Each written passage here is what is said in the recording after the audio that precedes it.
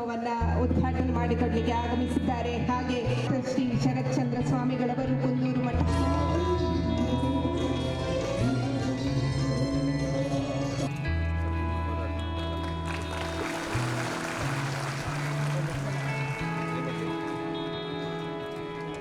ಆಶೀರ್ವಾದ ಮಾಡುವಂತಹ ಅವಕಾಶಗಳು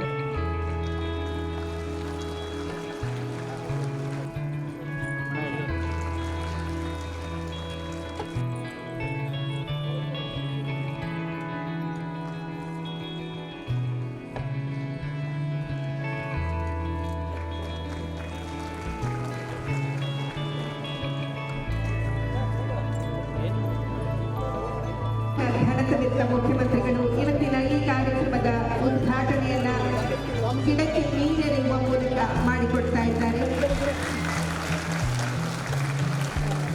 ವೃಕ್ಷೋ ರಕ್ಷತಿ ರಕ್ಷಿತಃ ಅನ್ನುವ ಮಾತನ್ನ ಪುನರುಚ್ಚಾರ ಮಾಡ್ತಾ ಸಂಯುಕ್ತ ಆಶ್ರಯದಲ್ಲಿ ಒಂದು ಕಾರ್ಯಕ್ರಮದ ಶ್ರೀ ಕ್ಷೇತ್ರ ಧರ್ಮಸ್ಥಳ ಗ್ರಾಮಾಭಿವೃದ್ಧಿ ಯೋಜನೆ BC ಟ್ರಸ್ಟ್ ಮೈಸೂರು ಜಿಲ್ಲೆಯಲ್ಲಿ ಸಂಸ್ಥೆಯ ಪ್ರಗತಿ ಏನೆಲ್ಲ ಆಗಿದೆ, ಅದರ ಒಂದು ಪಕ್ಷಿ ನೋಟ 2023-24ನೇ ಸಾಲಿನಲ್ಲಿ ಆಗಿರುವಂತಹ ಎಲ್ಲ ಕಾರ್ಯಕ್ರಮಗಳು ಮತ್ತು ಸಾಧನಾ ವರದಿ ಇವೆಲ್ಲವೂ ಕೂಡ ಪುಸ್ತಕದಲ್ಲಿ ದಾಖಲಾಗಿದೆ.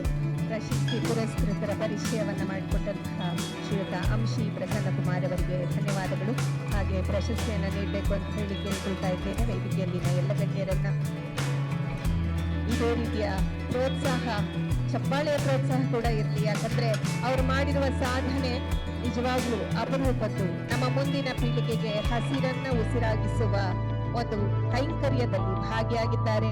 ಇಬ್ಬರು ಮಹನೀಯರಿಗೆ ಮತ್ತೊಮ್ಮೆ ಅಭಿನಂದನೆಯನ್ನು ಸಲ್ಲಿಸ್ತಾ ಇದೇ ರೀತಿಯ ಕೆಲಸಗಳು ಮುಂದುವರಿಯಲಿ ಅಂತ ಹೇಳ್ತಾ ಶ್ರೀಯುತ ರಾಮೇಗೌಡ ರವರು ಸಸ್ಯ ಸಂರಕ್ಷಕ ಜಗದ್ಗುರು ಶಿವರಾತ್ರಿ ದೇಶಿಕೇಂದ್ರ ಮಹಾಸ್ವಾಮಿ ಅವರು ಹಾಗೂ ಪೂಜ್ಯ ಡಾಕ್ಟರ್ ಶ್ರೀ ಶರತ್ ಚಂದ್ರ ಸ್ವಾಮಿಗಳವರು ಹಾಗೂ ವೇದಿಕೆಯಲ್ಲಿನ ಎಲ್ಲ ಗಣ್ಯರು ಕೂಡ ಅವರಿಗೆ ಅಭಿನಂದನೆಯನ್ನು ಸಲ್ಲಿಸ್ತಾ ಇದ್ದಾರೆ.